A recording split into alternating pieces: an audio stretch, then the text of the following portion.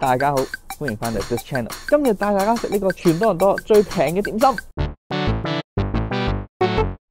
大家見到身後就係李嘉誠啦，就係相傳啦係最平嘅點心。網上面咧有好多餐牌，咁有啲餐牌咧就上面寫咗1點半之後咧會有特價點心嘅，咁但係咧另外一啲餐牌咧就寫全日都係呢個價錢，咁所以咧我哋咧就一探究竟啦。咁而家咧就已經係下晝嗰2點啊，咁我哋睇睇啦。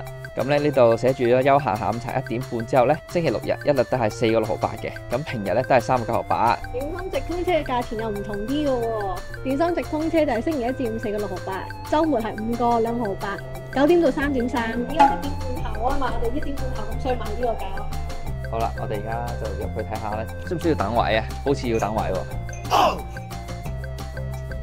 咁咧已經拎咗個籌號啦，咁然後跟住我問佢大概等幾耐，佢大概都要等20零分鐘到啦，咁樣樣係啦。咁所以我哋依家嘅時間係2點，所以即管睇下等幾耐啦。咁但係咧，好似都係第一次喺多倫多飲茶咧，係要等位嘅，有啲新奇。好啦，我哋而家去攞張餐牌嚟試下點嘢食先。其實餐牌點心嘅選擇咧就唔算多，亦都唔算少嘅。大部分咧都係一啲傳統嘅點心，就並沒有啲咩特別嘅菜式嘅。20 minutes later，咁咧，我哋呢度就見到都好多其他優惠啊。咁咧，佢呢個星期1至5咧就有啲咕嚕肉啊、小碟咧、小菜咧，咁咧就6個半一碟啦。跟住咧，若果星期6日嘅話咧，一樣都有嘅，但係只不過呢個貴2蚊。然之後星期1至5咧，仲有非特價點心時段咧，佢仲有呢個2個9毫8一碟嘅超特價嘅點心，但係每日台限碟叫4碟啦，咩糯米飯啊、明蝦卷啊、蘿蔔糕啊、炸饅頭呢啲澱粉比較重嘅嘢，仲有啱啱見到人叫嘅龍仔蝦皇飯啦，咁即10隻蝦，其實都幾抵。啱啱咧其他位置咧都見到佢仲有啲碟頭飯，都係10蚊，仲要包嘢飲。咁相對喺其他餐廳嚟講咧，其實佢都真係算係好平，亦都係點解到而家都仲有人等緊。咁我哋而家咧已經係2點嘅20分，咁咧已經等咗20分鐘啦，仲係未到我哋。其實淨係入咗5台，咁仲有5台，咁理論上咧仲要等多20分鐘。咁或者睇下我哋幾時先入到座。20 minutes later，喂，好啦，大家，咁咧我哋終於入到嚟啦。咁而家咧已經係2點40分啦，如我所料係等咗40分鐘先入到嚟。但係咧而家我哋坐緊一張8人台，我相信咧就因為場地入邊咧其實係冇乜細台嘅。咁無論係2個人又好咧，定4個人又好咧，佢都係俾大台我哋坐。我都見唔到咧呢度有搭台嘅現象，因為加拿大咧本身就唔興搭台嘅。呢個就係點解要等咁耐啦。好啦，咁我哋都講下我哋叫啲咩嘢啦。咁咧就叫咗蝦餃啦、燒賣啦、鮮竹卷、炸兩、香炸蝦角、百花雙寶啊！呢個百花雙寶就係蝦膠釀茄子同埋蝦膠釀豆腐嚟嘅蝦膠版嘅煎釀三寶啊！咁我哋啱啱入座嘅時候咧，就直接俾埋張單去落單啦。咁咧就睇下幾時會到。嚟一碟咧唔知咩嘅醬啦，紅色個係酸啲嘅豆瓣醬，呢個就係燒腩仔嗰啲芥末啦。好公啊！兩個味咧都係好濃好濃，雖然我唔係應該要俾芥末醬我哋。好啦，咁我哋就靜等呢個點心到啦。A few moments later，好啦，咁咧一次過咧就嚟咗3碟嘢啦，嚟咗呢個百花雙寶、炸蝦角、炸兩，有關炸嘢好似都嚟晒啦。咁啊，最特別嘅係乜嘢咧？佢每樣嘢咧都配咗款醬，因為百花雙寶咧配咗個唔知咩醬啦，自己試先。炸兩又配咗呢個甜醬加麻醬啦，而炸蝦角咧就配咗呢個沙律醬。所以咧，我哋而家台面上咧3碟嘢就有4碟醬，但係炸兩睇落去咧就唔係話真係好新鮮啦。睇落去咧本身油炸鬼咧就已經唔係話好脆啦。咁啊試一試先。個腸粉皮係 OK 嘅，滑身嘅，但係咧油炸鬼咧就太腍啦，唔脆嘅。就係個油炸鬼係冇咁好啦，但係腸粉同味道都 OK，因為嗰啲醬比較濃啊，同比較似香港。但食落去咧就有個好爽嘅感覺啊！其實喺呢度咧係有得散叫油炸鬼，而有得散叫油炸鬼嘅鋪頭嚟講咧，呢個油炸鬼咧就唔係話真係好合格啦。好啦，試一試一個百花雙寶啊！咁上面呢個係蝦肉啦，下邊呢個咧係豆腐，但係咧係玉子豆腐嚟嘅。深刻叫標準菜，點下佢呢個，我試一試佢呢個唔知咩醬先。佢呢個係一個芡汁，係冇任何味嘅芡汁，呢其實係唔需要點。我都係點翻呢個甜醬。咁呢個咧就玉子豆腐，冇乜好評價，就叫做個蝦肉反而係做得幾好啦。咁啊，再試埋呢個蝦肉配呢個茄子啦。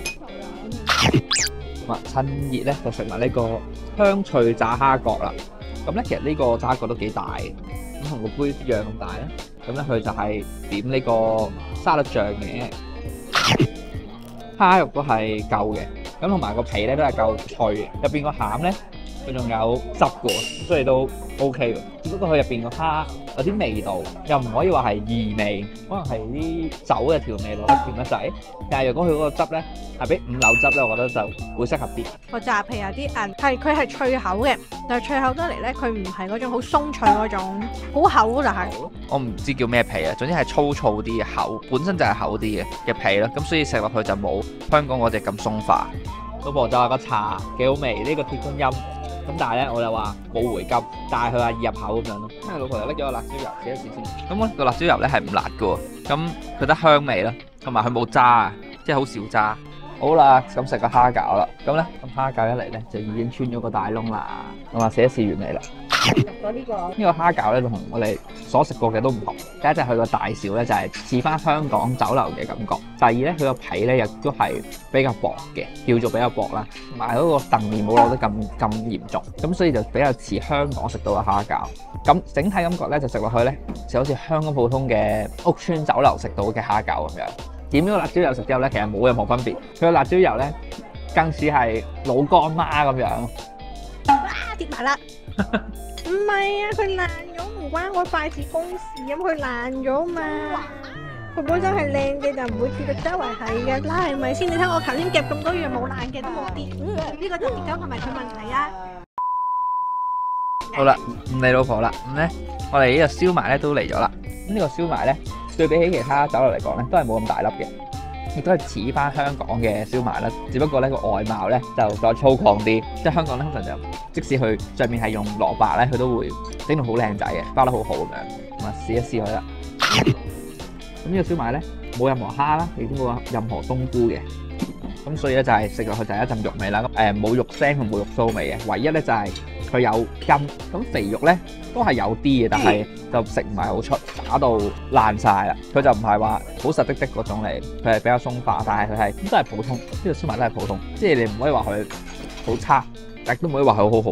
我呢個燒賣咧有粒蝦喺度㗎，香港茶樓嘅味道啦，好特別，因為唔會話好有記憶點嘅嗰種啦，食完就算嘅嗰種咯。呢度大部分嘅點心咧，目前都係呢個水平。咁最後咧就試一個鮮竹卷啊！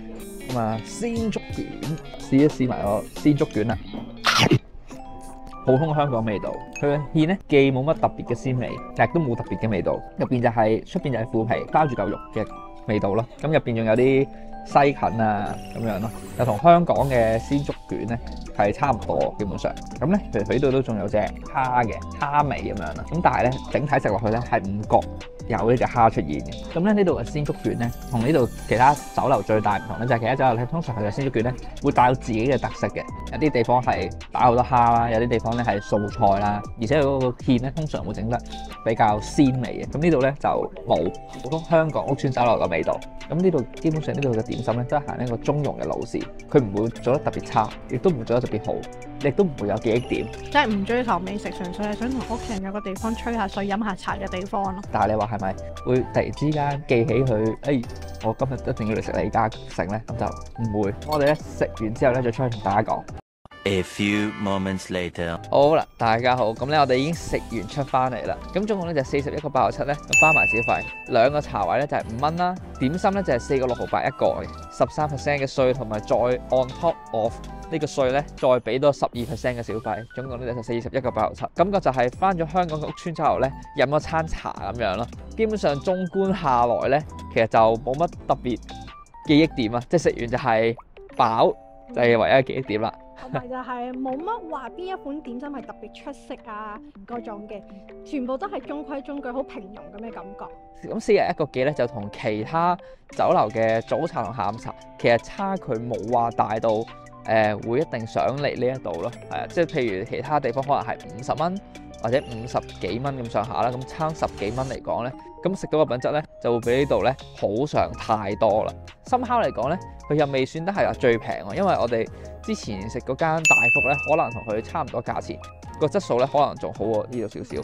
其他地方咧，如果講緊特價時段嘅話咧，40幾蚊咧都已經有交易啦。咁所以咧，我真係諗唔到一個理由咧，點解真要嚟李嘉誠度食？如果真係要講嘅話，就係佢嗰個特價時段咧係比較長咯。咁啊，今集就係咁多，下集見，拜拜。Just be surprised, excuse